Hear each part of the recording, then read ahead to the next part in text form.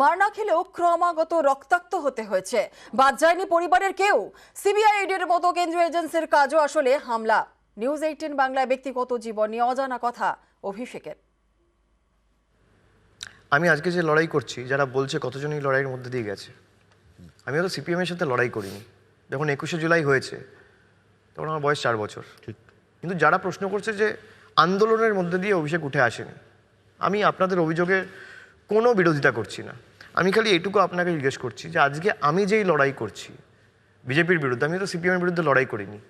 আপনি সিপিএমের ডান্ডা খেয়েছেন। বিজেপির ইডি সিবিআইয়ের সামনে লড়াই কিন্তু অভিষেক বন্দ্যোপাধ্যায় করছে, আপনি করছেন না।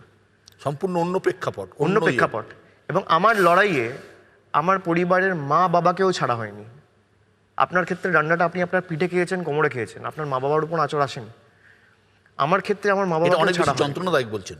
অনেক, সেটা মানুষ ঠিক করবে কোনটা যন্ত্রণাদায়ক। কিন্তু যারা বলছে আন্দোলন দিয়ে বড় হয়নি বা কঠিন পথে বড় হয়নি, আপনি ভাবুন 8 ঘন্টা 10 ঘন্টা করে আপনি বসিয়ে রেখে জিজ্ঞাসাবাদ করছেন 10 বার 12 বার 15 বার। আমার মায়ের হাঁটু অপারেশন হয়েছে, আপনি একের পর এক নোটিশ। কি দোষ তাদের? অভিষেক বন্দ্যোপাধ্যায়ের মা বাবা। অভিষেক বন্দ্যোপাধ্যায় মাথা নত করছে না, মাকে ডেকে পাঠাও। অভিষেক বন্দ্যোপাধ্যায় মাথা নত করছে না, বাবাকে ডেকে পাঠাও।